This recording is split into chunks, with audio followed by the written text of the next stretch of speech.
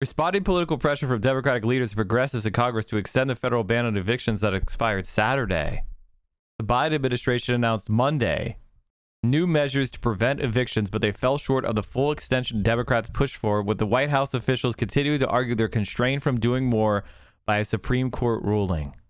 Oh, is that right? Is that right?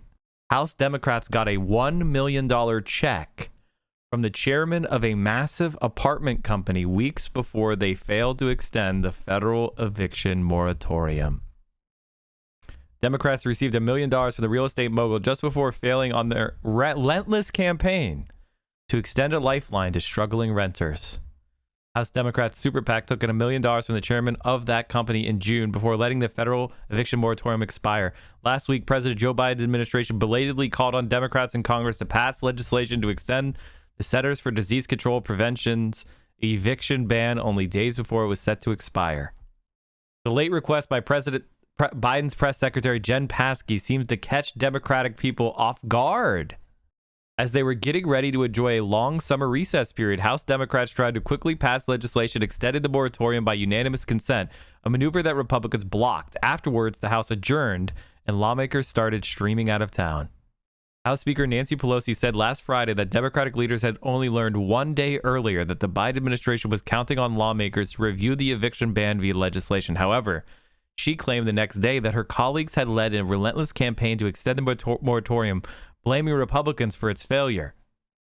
Democrats' failure to extend the CDC's eviction moratorium, which was first put in place by the Trump administration in September 2020, comes as the deadly COVID variant, Delta variant, spreads around the nation, leading the CDC to urge people who are vaccinated to start wearing masks indoors again in public settings in places with high infection rates. Weird how he could still afford to give away $1 million if his tenants have not been paying rent. We talked about this, chat. Only 3% of renters have not been paying rent. And all of these landlord companies are making record profits. They're making record profits. They're actually making record fucking profits.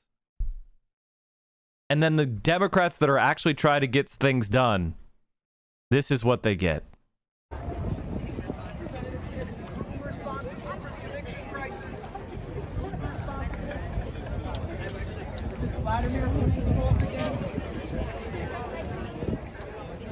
Does anyone know where the DNC hard drive is anyway?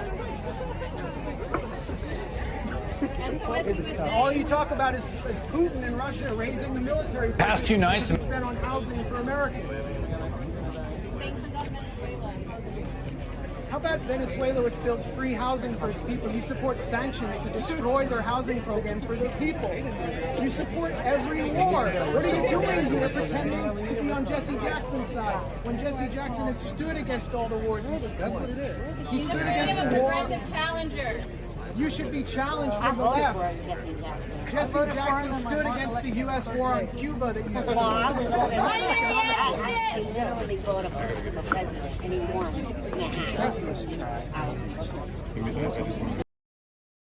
Embarrassing, chat. Here's Blumenthal informing everyone that actually the government provides everyone with affordable food, so there's no crisis in Venezuela. Everything is actually A-okay. We are in Parroquia Macarao in the outskirts of Caracas at a food market where food is being sold below market value, subsidized. Salted fish. ¿Puedo probarlo? Sí. Tengo hambre, entonces.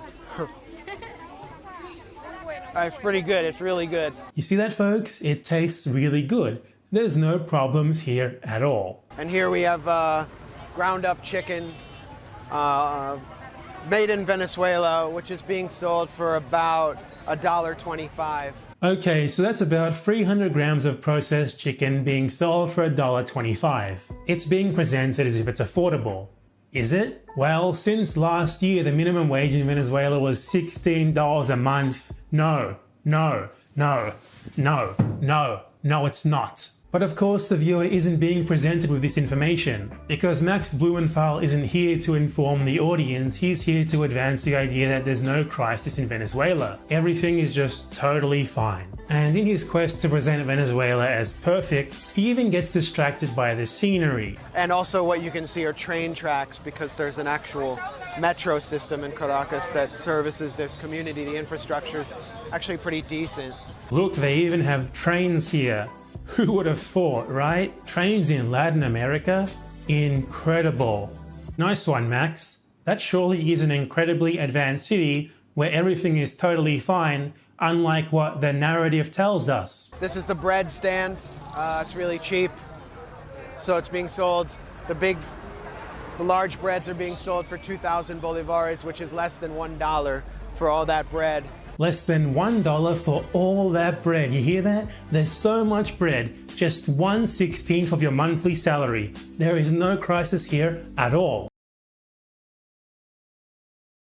So the problem with people like Max is it's not that our sanctions on Venezuela are a good policy, but it's quite another to go and lie about the conditions that are taking place within these countries and pretend like nothing is going wrong, everything is okay, and doing your kind of a bullshit propaganda, because it makes us look bad.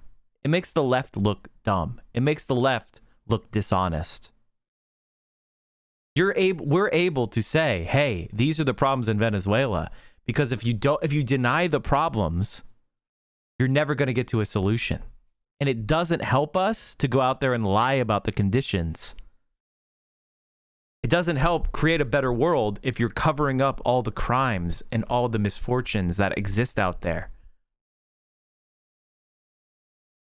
What a shameful thing to do. In America, we queue for bread and medicine in our cars. Chat spam the pictures of people having to queue for literal days. Yeah, exactly, Cytocrab. Exactly. So is this video encouraging the undemocratic installation of Juan Guaido? Nobody is arguing for that. But it's one other. It's not. You are not arguing for the Juan Guaido if you say that there's a crisis in Venezuela's economy right now. That's just acknowledging reality. That is what is important for us to do. It's time for us to, acknowledge reality.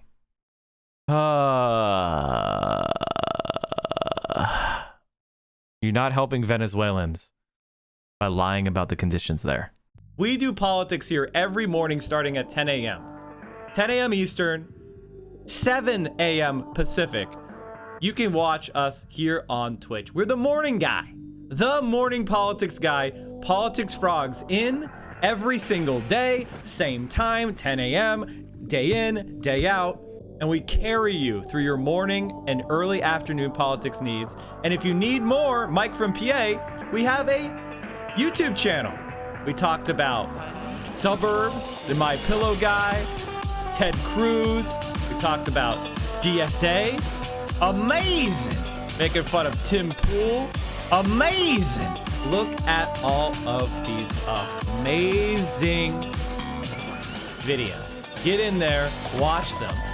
We have me on Twitter. You got to follow me on Twitter, chat. I'm at 20,614 subs. That means I got like 40 followers on Twitter in the last day. You can do better than that. You can do better than that. Go follow us on Twitter. And of course, join the Discord, where we have an incredible community of left-wing streamers. We have left-wing community. We talk about the stream. We talk about politics. There's gaming content. It's a really awesome, supportive place. Direct action, mutual aid, and you can just let off some steam. And also, you can help produce the show. One of the things I do is I look at the links that are put into the news content suggestions chat room on the Discord. Join the Discord, come hang out, and maybe what you want me to talk about will be part of the next show.